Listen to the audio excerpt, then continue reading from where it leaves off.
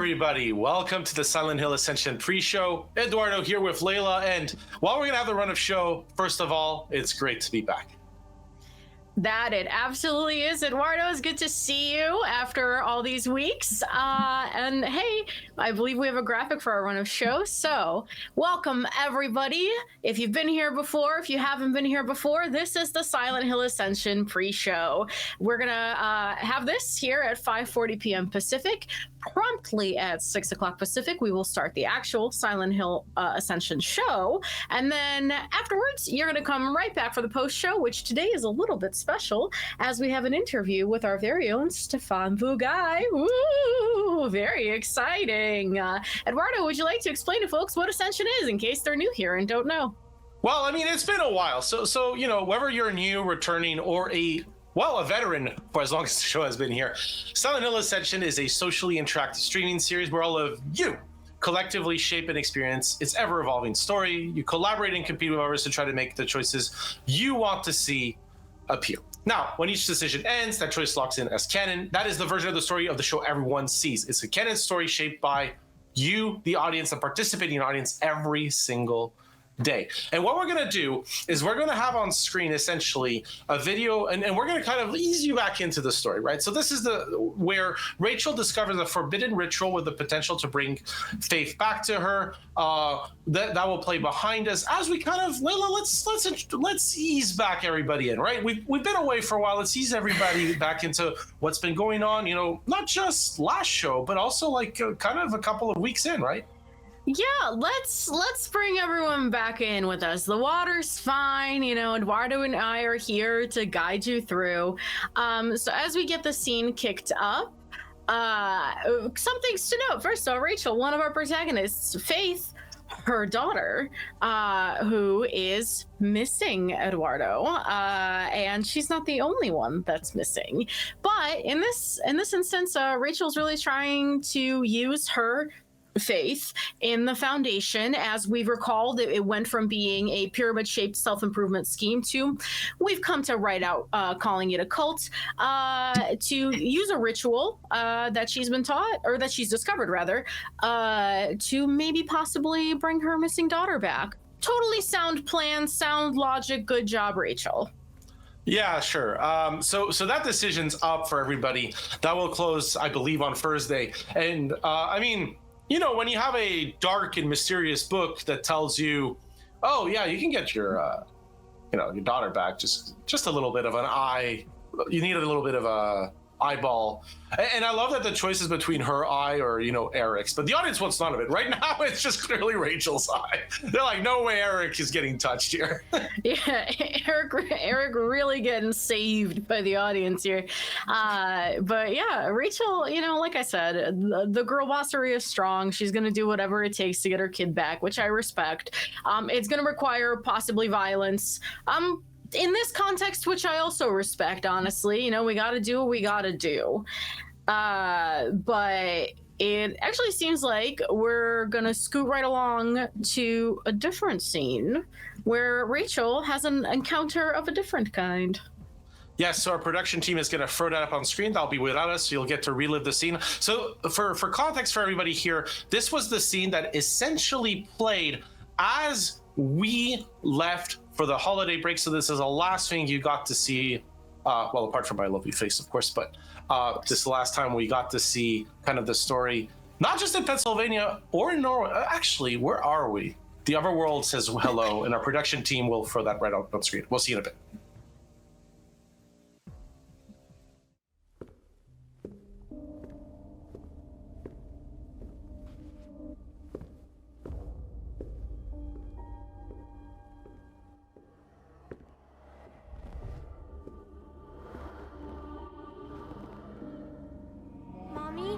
Faith, is that you?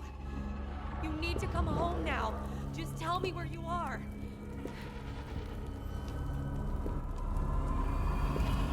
Faith, please. Faith, honey, tell Mama where you are. Orson? Orson! Hello? Can you hear me? Are you one of them? Orson, you have to come home to Mama now. You're looking for your son? My daughter's lost too. Please just wait. I need you to listen and...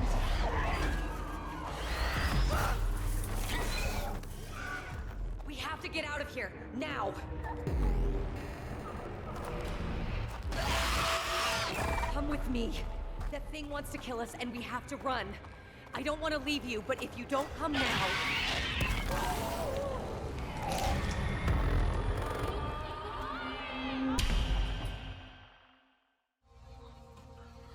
Welcome back. I hope you got to enjoy that scene again. And if you haven't had a chance to check it out, I hope you got to enjoy it for the first time. Now, we got a decision that's closing today. We actually got two. We're going to focus on one of them. So that's going to come up on your screen. And Layla, if you could walk us through, well, one of the decisions closing today. Absolutely. So we got a fate decision today for folks who may be a little bit rusty. Fate is going to impact the characters' endings. So whose side will Eric tell Xavier he's on? Faith's, which is the redemption choice. Xavier's, the suffering choice. Interesting how being a wife guy in this instance, not getting you any favors in terms of your path. Yeah, it's like, no, do I care about? Nah. Like, at least the child is the redemption. At the very, very, very least, at least the child. Faith is important here. Now, the important part about the decisions today is you've had a lot of weeks, audience at home, to decide. It's pretty conclusively redemption on both. So the one that Layla just read, as well as essentially how will Rachel handle the woman in danger. Right now, redemption's winning, which is distract the monster. Although Save herself has had a pretty nice rally, because I saw it earlier, it wasn't close. So kind of like close. It got a lot closer than it used to be here, Layla. But again, our audience had time and they're like, you know what? We want to see these people on the, not the straight path, whatever the correct path is, I guess.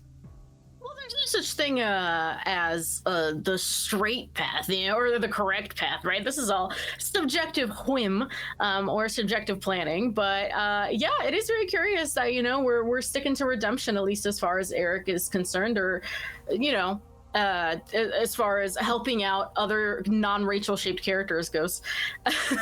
Rachel does not seem to be the favorite amongst our audience, which is totally it totally happens. But hey, Eduardo, it's actually time for us to start recapping, speaking of Rachel, Pennsylvania a little bit. So I believe we have some graphics that production will throw up for us. And as I predicted. So, story so far in Pennsylvania is that the Sorelli siblings, Joy and Toby, both die after becoming involved with the Foundation. If you've been with us this whole time, you've seen Joy die a couple of times. It's gruesome every single time. Rachel is losing her standing with the Foundation and her marriage to Eric. Faith, Rachel and Eric's daughter, goes missing, hence the the technical difficulties that is called practical effects, folks. But the other thing is that that's what that spooky decision is all about, regarding what Rachel is going to do with that ritual. Yeah, as Layla jump scares herself into the dark. Now, the thing is, we say that Faith, Rachel and Eric's daughter goes missing, but we have to detail that it's a daughter that's missing, because honestly, I don't think many of the characters in Pennsylvania have much remaining faith, which, for a cult, not so great. Well, yeah, it's a bit of a sliding scale, isn't it, in terms of who's got faith or not. I think that, faith in times of trouble is tested, both the child and the concept, and the town is facing quite a bit of trouble, particularly the Foundation. It's very easy to say, it's very easy to take credit for when things are going well, right? But when things start to kind of disintegrate, right? People are quick to place blame. And so it's very interesting how quickly the foundation of the Foundation is crumbling in the face of trouble. Yeah, no, for sure. I mean, to be fair, the trouble is pretty bad. Multiple people dying, multiple people seeing monsters. Not a lot of it is going right? You get to start, the whole story started because one of the initiation with Joy went very wrong. Could call it what it wanted, didn't go right. And then a lot of the start of the story was really around the character of Toby, I think an audience favorite. But really the action was centering around Toby, culminating kind of in Toby joining the Foundation and then Toby's eventual passing. But, you know, that's the thing. Now that Toby's kind of passed, Eric went from being an object to kind of like Pinocchio, right? Became a real boy. Somebody that you could have essentially see as a human being with an actual spine, telling a bar to go fuck themselves on the behalf of his best friend Toby, and as a result, though, having to go, well, what is actually my identity? And I think that's one of the interesting parts about Eric, is that kind of gain of identity that we've seen midway. And Rachel and Eric have to take really different approaches to Faith missing as a result. Yeah, I think you and I both gave Rachel and Eric a hard time in the beginning about their response to their kid missing, but we're finally seeing some action. We're seeing some movement. We're seeing some you know, real motivation, which I'm finally very thrilled about. But, you know, listen, in terms of Eric as a fellow immigrant, it is very hard to establish your sense of identity, and I don't envy him having to do that while married to Rachel and while his kid is missing. You know, it's kind of a lot of balls to be juggling, and neither of them are light ones. But hey, it's time for us to check in on the decision. Whose side will Eric tell Xavier he's on? And the choice has not changed. There has not been a significant budge. We're still firmly in the faith path. Would I have been impressed if there had been a significant flip in the last couple of minutes? You betcha. But honestly, I'm just impressed folks are here, and I'm seeing a lot of we're getting some chat highlights over here in our interface and seeing a lot of like welcome back messages and some familiar names. So I just wanted to also say, you know, thank you all for joining us. That's the real thrill, right? Is getting everybody back together. But now it's time for us to scoot on over to our counterparts in Norway. So if production would throw that graphic up for us. So here, Ingrid, matriarch of the Johansson family, dies under suspicious circumstances.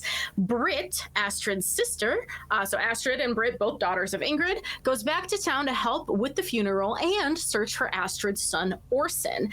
Detective Haugen and Orson's social worker, Aurora, are putting the pressure on Astrid about her missing son and potentially implicating her.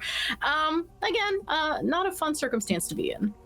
No, but one of the things with Norway for me, right, is it's a slower buildup, right? There's like a kind of like the lost child mystery, like, you know, in Pennsylvania, there's monsters about. So the lost child mystery with a cult and monsters about is very different to the one where, I know there's some fog around, but fundamentally life is kind of normal-ish in Norway, right? I mean, okay, sure, there's the drama with Ingrid, but that's within the realm of normality, so to speak, right? You know, there's like some morphine found there, and then, you know, found later with, I believe, Mede. You know, there's some family drama with Carl and Mede, which we love. And unfortunately, I forgot one of the most important props we have for that one. But, you know, it's kind of like the whole situation in Norway, right, is building up as the Johansson family kind of has to, I don't know if it's get together. I don't know if it's attack each other. I don't know if it's essentially who's stabbing who in the back or who's helping who is a little more complicated with this family. Yeah, there's a lot of complicated history that I think we're uncovering right as we go along with Britt. I can't remember what the word was that our summary described her behavior as. It was either despicable or like hooliganism or something. But we were trying to figure out what that bar was within this family. And I hate to say it, but I am such. Eduardo, when you were talking about this family being normal, my brain started functioning in keychains, and all I could think of was normal is only a setting on a washing machine, that old adage from the mid-2000s.